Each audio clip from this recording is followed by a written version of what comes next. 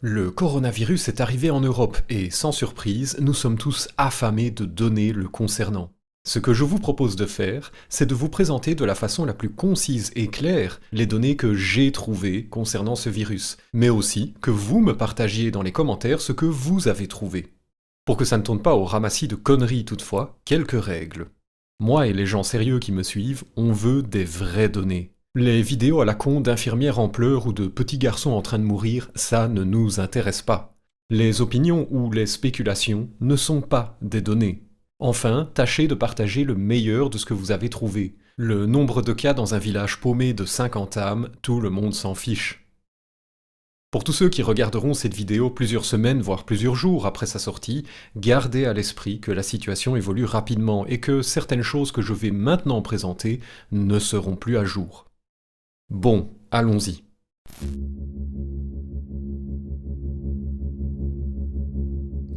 L'histoire du coronavirus commence en Chine, dans la province de Hubei.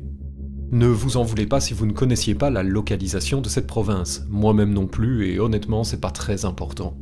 Il y a environ 50 millions de personnes qui y vivent, et entre-temps presque toute la province a été mise en quarantaine. Le graphique à l'écran nous montre que le nombre de cas en Chine se stabilise et que le nombre de guéris est largement supérieur au nombre de morts. Tous les jours, les Chinois mettent à jour ces données, je vous place le lien en description. À l'échelle mondiale, on a un compteur qui tourne presque en temps réel. Le lien est en description.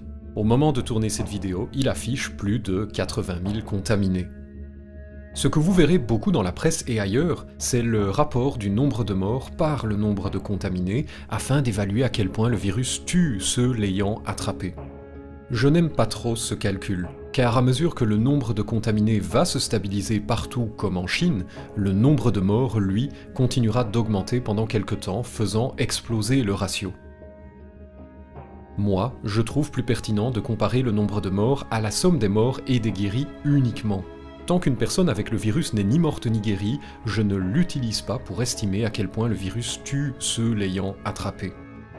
Notez qu'à la fin de cette crise, les deux méthodes de calcul vont se rejoindre. Lorsqu'on saura quelle est l'issue pour tous les contaminés, guérisons ou morts, il n'y aura aucune différence entre diviser le nombre de morts par le nombre de contaminés ou faire ce que moi je propose.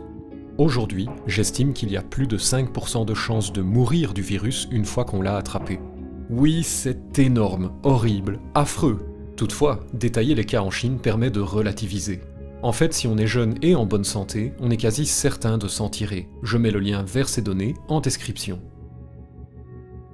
Un autre tableau du même papier de recherche montre en outre que le virus est davantage dangereux pour les gens ayant des soucis de santé avant d'attraper le virus.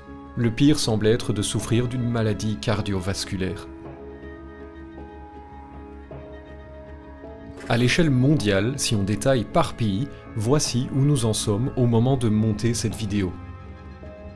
Il y a aussi ceci, le nombre de nouveaux cas quotidiens en dehors de la Chine ne cesse de grimper, tandis qu'en Chine, la période chaude semble derrière. Attention, l'échelle verticale du graphique est un peu spéciale, elle va de 1 à 10, puis de 10 à 100, etc. Un autre lien que je vous mets en description concerne les croyances développées autour du coronavirus et que l'Organisation mondiale de la santé essaye de cartographier. Certaines sont épouvantablement stupides. Non, l'urine des enfants ne protège pas contre ce virus. Non, la cocaïne non plus.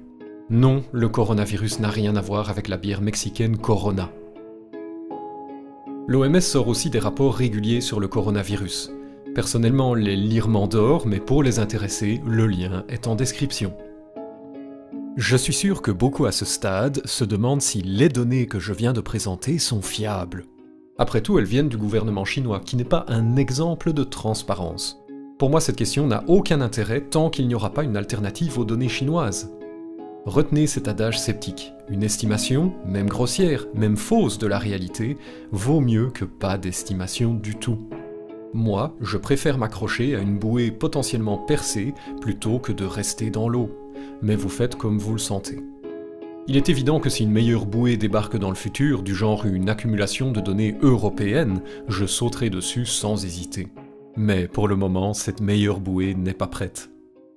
Voilà, c'est tout pour cette courte vidéo. Si vous voulez m'aider à combattre le raz-de-marée de désinformation concernant ce virus, n'hésitez pas à la partager autour de vous.